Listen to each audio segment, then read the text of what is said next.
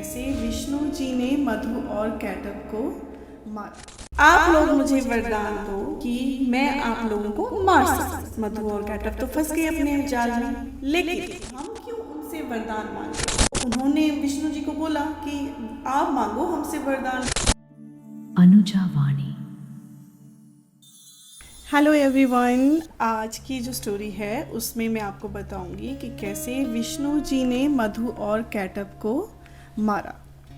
सो आइए चलते हैं, करते हैं शुरुआत इस कहानी की। जब ब्रह्मा जी ने वेदों को स्थापित किया इस पूरी सृष्टि को बनाने के लिए, तब विष्णु जी सो रहे थे और जब वो गहरी निद्रा में थे तब उनके कानों से कहते हैं दो जीव प्रकट हुए जिनका नाम पड़ा मधु एंड कैटब। कहते हैं मधु को शहद बहुत पसंद था, इसलिए उसका नाम मधु पड़ा, और कैटब कीड़े की तरह दिखता था तो उसका नाम कैटब पड़ा। अब ये दोनों इधर उधर घूमते घूमते पूरे ब्रह्मांड में कहाँ पहुँचे उनको खुद को पता नहीं था। तो क्या किया उन्होंने, क्योंकि चारों तरफ जल था, तो उन्होंने वो पानी पीना शुरू किया। जो जल उनको दिखा उसके पोषक तत्व जो है वो उन्होंने लेने स्टार्ट किए, तो वो बहुत बलशाली बन गए, शक्तिशाली बन गए। अब उनको लगा कि इस पूरे ब्रह्मांड में वो सबसे शक्तिशाली हैं। तो धीरे धीरे वो ब्रह्मांड का भ्रमण कर रहे थे, तो वो एक जगह पहुंचते हैं जहाँ पे ब्रह्मा जी थे, वो कमल के फूल पे बैठे हुए। तो उन्होंने देखा कि ये इतना सुंदर सिंहासन है, ये तो हमारा होना चाहिए क्योंकि हम शक्तिशाली हैं। तो उन्होंने ब्रह्मा जी को कहा कि या तो आप आत्मसमर्पण कर दो या हमसे युद्ध करो, तो हम आपको हरा देंगे और ये सिंहासन हमारा, या तो आप हमें चुपचाप दे दो और यहाँ से चले जाओ। लेकिन ब्रह्मा जी ने तो ऐसा नहीं किया, उनकी बात नहीं मानी। तो जब ब्रह्मा जी ने उनकी बात नहीं मानी, उन्होंने उनके सिंहासन को हिला दिया।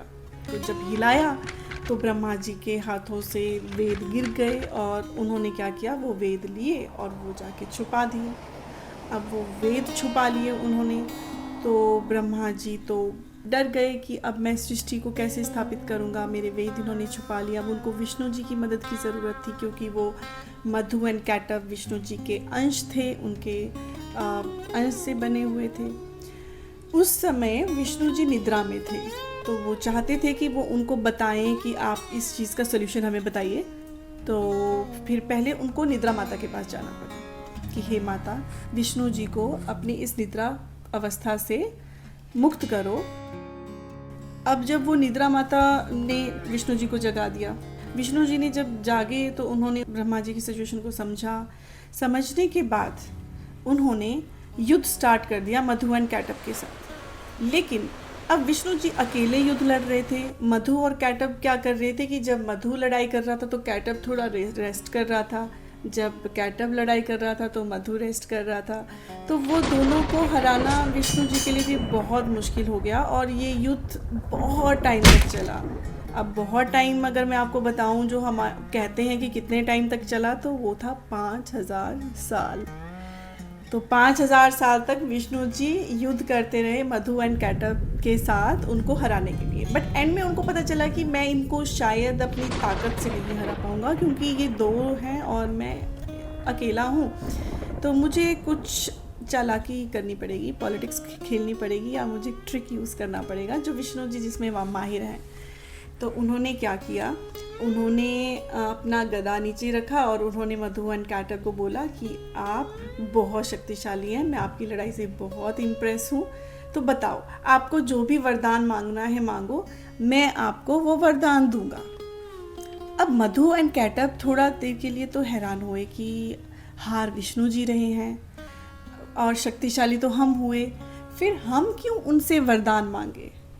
तो उन्होंने विष्णु जी को बोला कि आप मांगो हमसे वरदान, बिकॉज हम शक्तिशाली हुए, आप हमें नहीं हरा पा रहे हो, तो हम आपको वरदान देंगे, क्योंकि उनमें बहुत ज़्यादा अहंकार था मधु एंड कैटब में। तो बस विष्णु जी को तो इसी पल का इंतज़ार था। विष्णु जी ने फट से कहा कि आप लोग मुझे वरदान दो कि मैं आप लोगों को मार सकूं।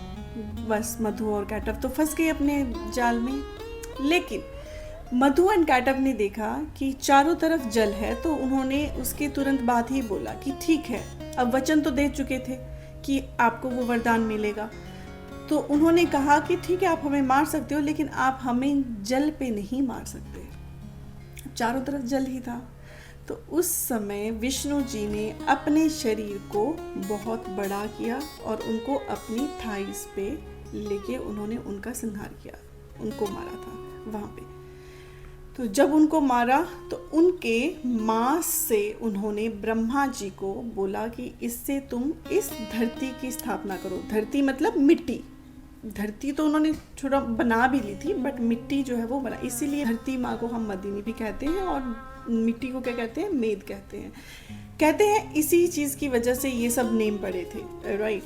तो ये स्टोरी थी इनकी। और जब उनका संहार भी हो गया, विष्णु जी ने जो है वो ब्रह्मा जी को उनके वेद भी लौटा दिए जहाँ पे उन्होंने छुपा रखे थे। और फिर से जो है वो ब्रह्मा जी ने सृष्टि को रचने का काम फिर से स्टार्ट किया। तो ये थी हमारी आज की स्टोरी। आई होप आप लोगों को नॉलेज तो मिला होगा और आपको स्टोरी भी अच्छी लगी होगी। धन्यवाद। अनुजा वाणी।